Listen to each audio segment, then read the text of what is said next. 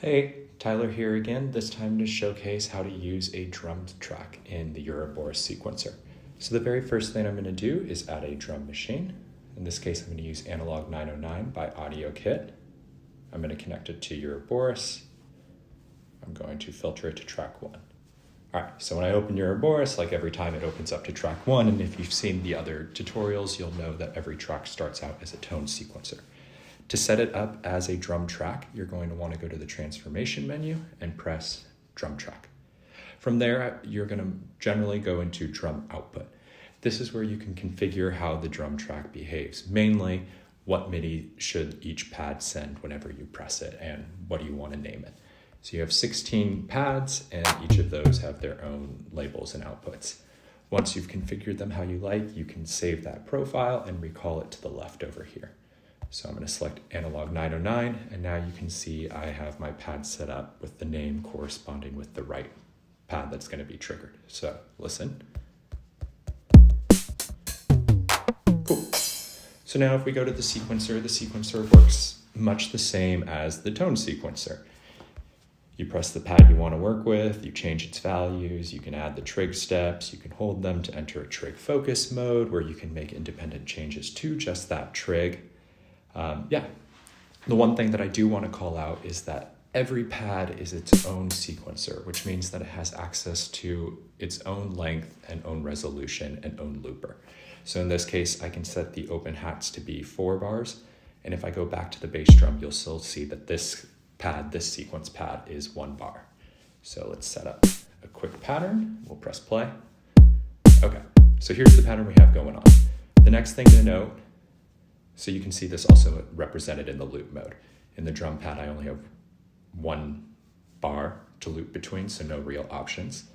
But if I go to open hat, I have 4 bars, and so I can start to define loop points. Okay, but the other thing I wanted to note is that the patterns are not applied to a pad. The patterns are still related to the track. So if I have this pattern playing in pattern 1, and I go to pattern 2, nothing will play, because every pad is associated to pattern 2, and that makes it completely empty. You can copy the patterns between each other to, continue the workflow.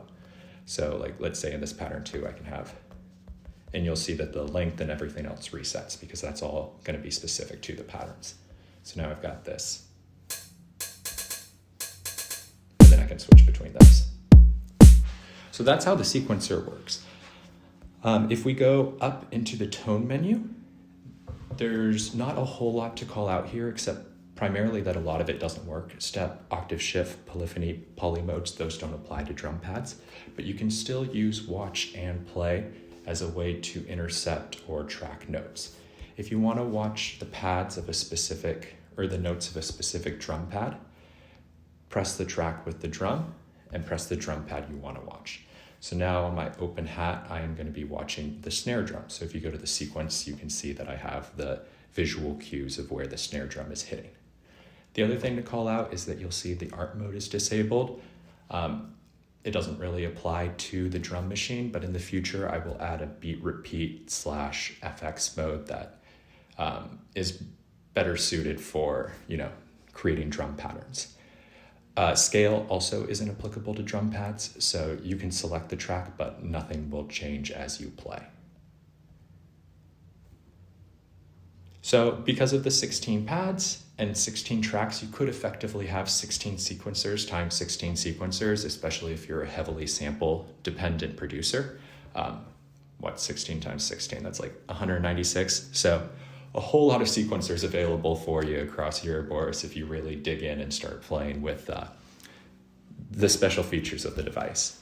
But yeah, that's a whole lot I guess that's really everything to the drum tracks now. In the future, there'll be more effects and more performance tools, but foundationally, this is what we're looking at.